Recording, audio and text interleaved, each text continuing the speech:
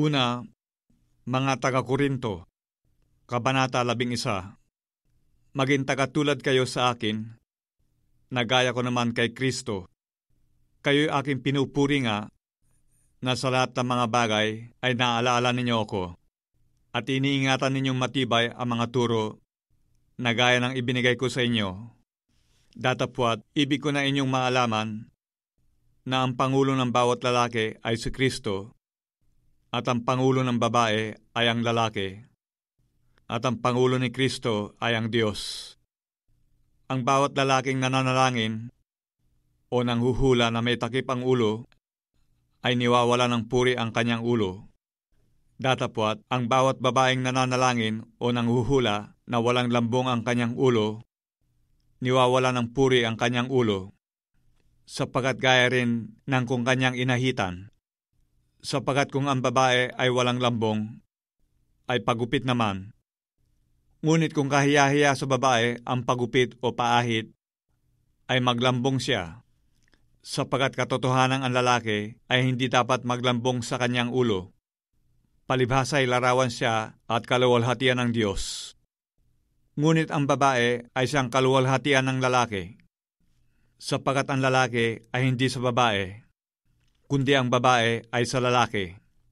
Sapagkat hindi nilalang ang lalaki dahil sa babae, kundi ang babae dahil sa lalaki. Dahil dito'y nararapat na ang babae ay magkaroon sa kanyang ulo ng tanda ng kapamahalaan dahil sa mga anghel. Gayunman, ang babae ay di maaaring walang lalaki at ang lalaki ay di maaaring walang babae sa Panginoon. Sapagkat kung paanong ang babae ay sa lalaki, gayon din naman ang lalaki ay sa pamamagitan ng babae. Datapwat, ang lahat ng mga bagay ay sa Diyos. Hatulan ninyo sa inyong sarili, nararapat baga na manalangin ang babae sa Diyos nang walang lambong? Hindi baga ang katalagahan din ang nagtuturo sa inyo na kung may mahabang buhok ang lalaki, ay mahalay sa kanya?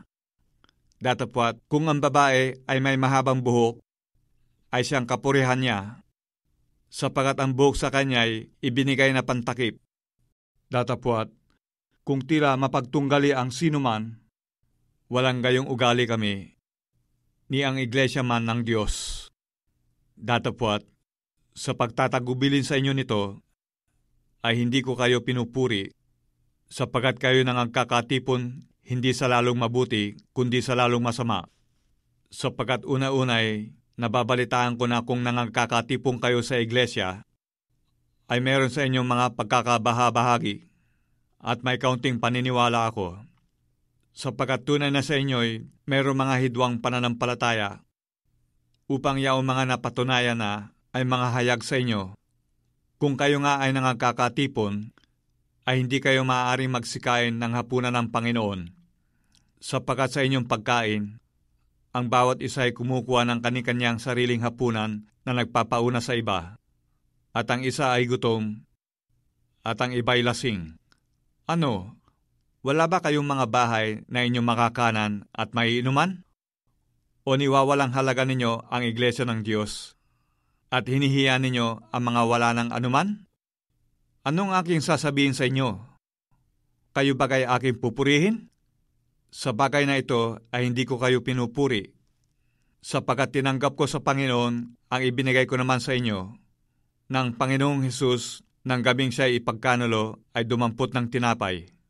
At nang siya'y makapagpasalamat, ay kanyang pinagputol-putol at sinabi, "Ito'y aking katawan na pinagputol-putol dahil sa inyo.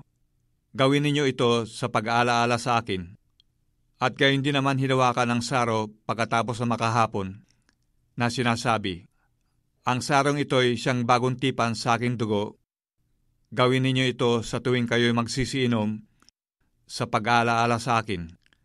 Sapagkat sa tuwing kanin ninyo ang tinapay na ito, at inuman ninyo ang saro, ay inihahayag ninyo ang pagkamatay ng Panginoon hanggang sa dumating siya.